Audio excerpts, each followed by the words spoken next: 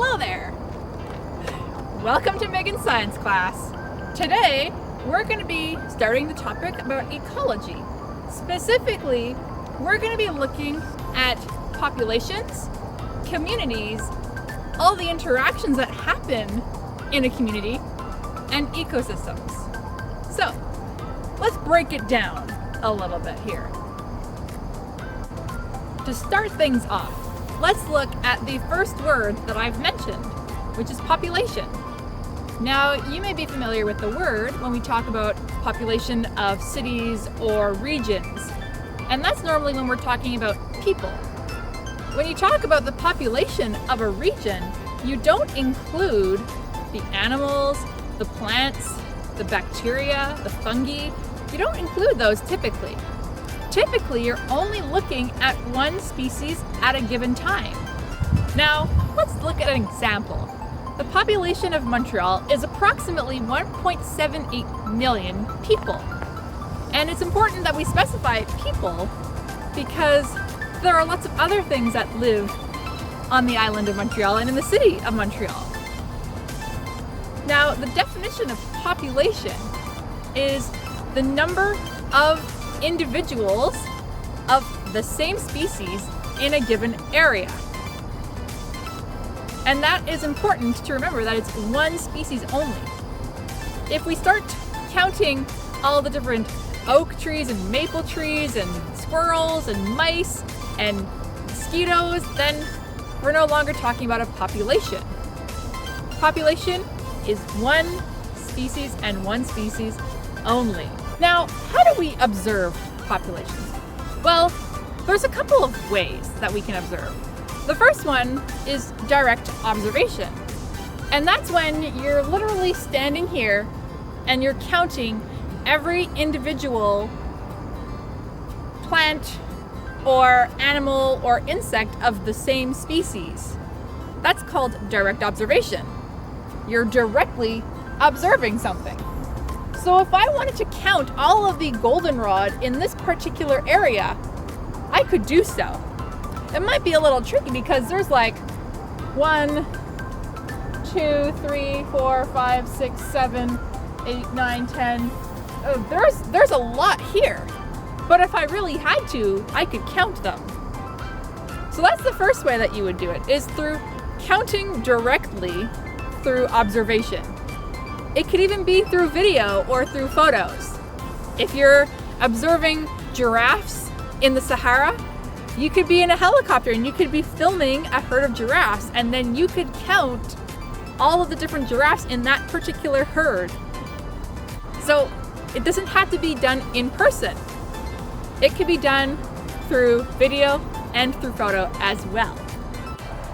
Another way that we can observe populations is indirectly. So unlike the direct observation, we don't actually see the animal that we're looking for. In fact, we're looking for traces that the animal has left behind. So for instance, we might be looking for paw prints in the ground. We might be looking for droppings or feces left behind. Or in the case of birds, we might be looking for eggshells or nests, such as the nest that we have above this doorstop right here.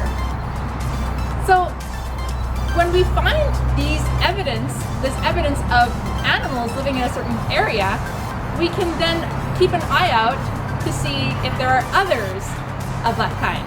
So we have this robin's nest right here, and there are probably other robin nests around the building and around the school that we could probably find and count. And if we can count them all, we know approximately how many eggs a robin lays per year.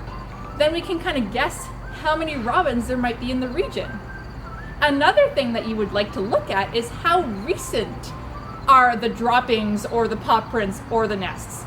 If this nest hasn't been used in a year, then you can't count that in your population sample because you want to try to get an accurate representation of the population currently. So this nest, it is here. It might be used, it might not be. You have to verify that. And to do so, you have to be very careful when you're observing these things. You don't want to disturb them in case they are being used. is yet another way to count all the individuals of a certain species in a given area. Now you might be wondering, Megan, what is with this orange square in the grass? Well, this method is used for populations that would be almost impossible to count by yourself. That's why we tend to take a sample of the area. So for instance, I'm looking at all the different clover that are in this square. It's much easier to count all the clover in the square than it is to count the clover in this field. So if I know the area of this field and I know the area of my square here, then I can estimate how much clover there is in this field without having to count all of the clover in the field. I just need to count how many clover there are in this square. And that is sampling. So another way of counting the population of a species is called mark and recapture. This is predominantly used for populations of animals that will migrate or move a lot, such as moose, birds, bobcats, those things. What is done is scientists will go out into the field, into the wild, and they will put out traps. And they're going to try to target that these traps are specific for the species that they're looking for. So if they're looking for a type of bird, they're going to try to entice that bird with bait that is predominantly what they would eat. So when they capture these animals, they try not to hurt them. So they would try to use things like cages and stuff like that. So when these animals get trapped, the scientists will come and they will tranquilize the animals so that they don't feel anything when they're tagging them. And the tag is normally like a little ring that is around an ankle, or it could be an earring, or it could be a microchip even. So they would tag the animal, and that tag has a specific identification that we can use to track through our GPS and satellite systems. Once they're tagged, they're released back into the wild. Nothing has been done to harm them. They're going about their normal day. Flash forward to a couple months later, and you might have another trap set out. Now this process takes a couple months to actually get an estimate because animals will move around a lot. So you have to repeat the capture and tag quite a bit. Now the second time you might have a trap, you're going to have some animals that don't have a tag, or maybe you're going to have animals that do have a tag. And based on the number of animals that have the tag versus how many don't have the tag, you can actually estimate the population of this large moving population. One of the things that we need to consider when we're looking at populations is what affects the population size. Now remember, population size is just the number that describes how many individuals of a certain species there are in a given area. So if I wanted to know how many maple trees there are in the area, well, I could go around and count them, but how do I know if they're thriving? How do I know if they're dying off in the area? Well, one of the things that might affect the population of a maple tree are how many seeds are being planted, or how many maple trees are dying every year, or what kind of diseases are affecting the maple tree. Are the diseases killing the maple trees? What about that?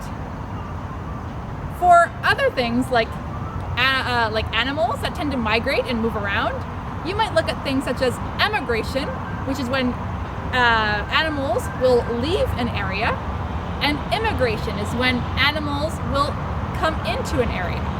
And those are all things that will affect the population size in a given region.